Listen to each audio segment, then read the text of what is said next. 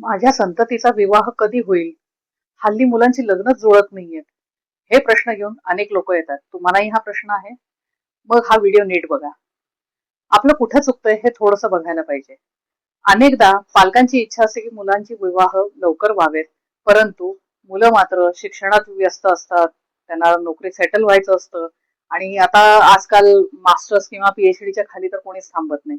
त्यामुळे ऑब्व्हियसली शिक्षण आणि नोकरी सेटल होणं ह्याला साधारण तिशी ओलांडते. आता ज्योतिषशास्त्राच्या ह्याच्याने आपण बघूयात. कुंडलीमध्ये जर विवाह जिथनं बघतो म्हणजे सप्तमस्थान ह्याच्या जर मंगळाशी किंवा शनीची जर संबंध आला असेल तर हे दोन्ही ग्रह विवाहात थोडेसे दिरंगाई करतात. मुलगा असेल तर साधारण 32च्या पुढे साधारण विवाह होतात असं मानलं जातं आणि मुलगी असेल तर अंदाजे एक 28-30च्या दरम्यान विवाह होतो. शनी लांबचा ग्रह असल्यामुळे तो खूप संत आहे, खूप हळू चालतो असं आपण मानतो. तेच गुण आपल्याला मिळतात, त्यामुळे ज्या कामामध्ये त्याचं इन्व्हॉल्वमेंट आहे तिथं उशीर होतो. विवाहाबद्दल बोलतोय त्यामुळे तिथे शनी महाराजांचा संबंध आला असेल तर विवाह उशिरा होतो. मंगळ, मांगलिकाचा माझा अजून एक व्हिडिओ आहे, त्याच्यात तुम्हाला त्याच्याबद्दल डिटेल कन्सेप्ट मिळेल, ते नक्की बघा आणि त्याच्याबद्दलचा गैरसमज दूर करा. मंगळ हा करिअरिस्टिक बनवतो, त्याच्यामुळे सुद्धा बऱ्याचदा विवाहाला उशीर होतो. हे दोन्ही ग्रह जेव्हा विवाहाशी संबंधित होतात तेव्हा वय पुढे जातं. विवाह नाही अशी कुठलीच कुंडली नसते.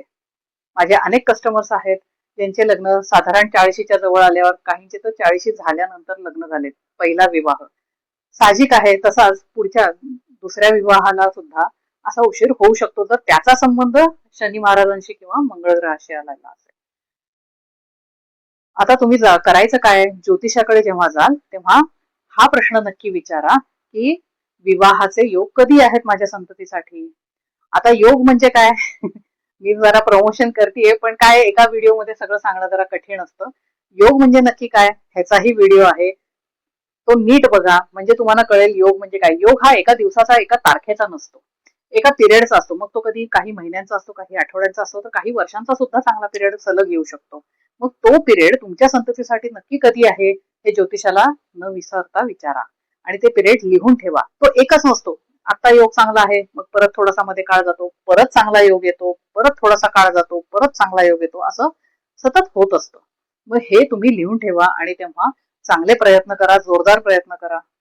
बऱ्याचदा काय होतं, ह्यांच्यामुळे म्हणजे शनी महाराज किंवा मंगळ ग्रहामुळे उशीर होतो विवाहाला आणि साधारण 35 ओलांडली की घरचे पण थोडस गिवअप केल्यासारखं करतात की आता काय लग्न होणार आहे यांचं. आणि असं करत विवाह संस्थेत नोंदणी करणं किंवा स्थळ बघणं हे थोडस दुर्लक्षित होतं. आणि जेव्हा स्थळ येतात तेव्हा विचार करत बसतो की आता काय करायचं की नाही, इतक्या उशिरा लग्न, स्थळ निघून जातं.